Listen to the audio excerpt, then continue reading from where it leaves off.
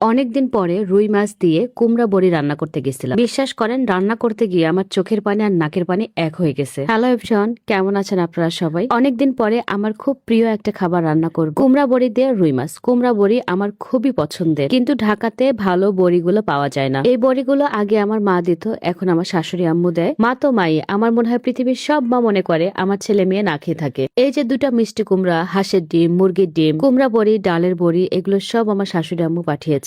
প্রায় এমন করে, যারে পায় তার হাতেই কিছু না কিছু পাঠায়। বড়ি আমার খুবই পছন্দের, এটা আমার মা আমার শাশুড়ি দুইজনই জানে। আর বিয়ের পর থেকে আমার বাড়িতে সবসময় কুমড়া বড়ি থাকে। আর এই যে আপনারা প্রশ্ন করেন না যে আপু এত গুলুমুলু হন কিভাবে, ডিমগুলো তো দেখেছেন, এর 1 মাস আগে এর চেয়ে বেশি হাঁসের ডিম, মুরগির ডিম আমাকে পাঠিয়েছিল। ওগুলো আমি খেয়ে শেষ করেছি, সাথে আবার গরুর দুধ ছিল। দেশি মুরগির ডিম, গরুর দুধ আমার খুবই পছন্দ, তাই নতুন করে এগুলো আবার পাঠিয়েছে। আজকে বাসায় আছি, তাই ভাবলাম যে বড়ি দিয়ে রুই মাছ রান্না করব। অনেকদিন আগে টিকিউ আইইউ ব্র্যান্ডের এই আপডেটেড এয়ার ফ্রায়ারটা নিয়েছিলাম। আজকে এটাতেই মাছগুলো ভাজি করে ফেলবো, তাহলে তাড়াতাড়ি রান্না হবে। পাশাপাশি মাছ ভাজতে গিয়ে তেল ছিটে আসা, পুড়ে যাওয়া বা মশলার ঝালে আমাদের যে হাসি হয়, এটা হবে না। এই এয়ার ফ্রায়ার দিয়ে কিন্তু আপনি 20টিরও বেশি খাবার তৈরি করতে পারবেন। এটা দেখতে যেমন স্মার্ট, এটা ব্যবহার করলে তেমন আপনি স্মার্ট হয়ে যাবেন। এখানে রুই মাছগুলো আমি ভালো করে ধুয়ে নিয়েছি। এখন জাস্ট হলুদ মরিচ দিয়ে সুন্দরভাবে মাখিয়ে এয়ার ফ্রায়ারে দিয়ে দিব। টাইম সেট করে 10 থেকে 12 মিনিটের মধ্যে এটা হয়ে যাবে। প্রায় 8 থেকে 9 দিন আমার বাসার খালা নেই,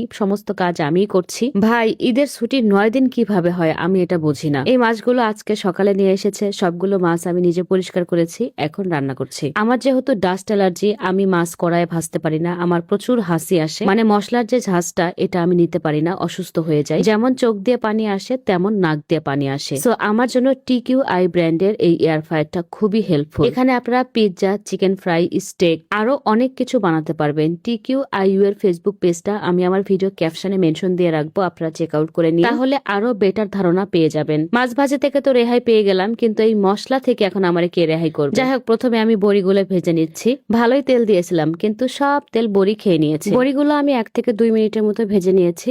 এখন আমি মাছের জন্য মশলা তৈরি করব। ছোটবেলায় একটা কথা শুনেছিলাম, মাংস রান্না করা নাকি সহজ, মাছ রান্না করা কঠিন। সুস্বাদু করে মাছ রান্না করতে নাকি সবাই পারে না। এই কথাটার প্রমাণ আজকে আমি আবারও পেয়ে গেলাম। কত ইজিলি আমি মাংস রান্না করতে পারি, কিন্তু আজকে রুই মাছ রান্না করতে গিয়ে আমার 12টা বেজে গেছে। তাও নিজেকে বুঝাইতে পারতাম গায়ে, যদি সবকিছু ঠিকঠাক হতো। মশলা পুরে একদম কালা ভুনা হয়ে গেছে। হয় টাইমিং ঠিক ছিল না আমার, না হলে চুলার জাল বেশি ছিল। হি দেখেন এই যে কি বিপদে আমি পড়ে গেছি। এদিকে আমার মাছ ভাজি ডান হয়ে গেছে, সেটা বের করতে হবে। অন্যদিকে মশলার কি হাল সেটা আপনারা দেখেছেন। সেই সাথে আমার নাকে এই মশলার ঝাঁজ লাগছে। যাই হোক, তারপরেও আমি একদম আশাহত হইনি। ফাইনালি রান্না করেই আমি ছাড়ছি, এবং খাবার জম্মের মজা ছিল গাইস। কুমড়া বড়ি, ডালের বড়ি খেতে কিন্তু আসলে অনেক বেশি টেস্ট। আপনারা কে কে আমার মতো এই বড়ির ফ্যান আছেন, কমেন্ট বক্সে অবশ্যই হাত উঠাবেন। যাই হোক, বড়ি রান্না করার সময় পানির পরিমাণ কিন্তু একটু বেশি দিবেন। এই বড়িগুলা দুনিয়ার রাক্ষস, আপনি যত পানি দেন না কেন, ও খেয়ে গালগুলো একদম তুপতুপা করে রাখবে। জাস্ট আমি পানি দেওয়ার পরে উপর দিয়ে একটু ধনিয়া গুঁড়া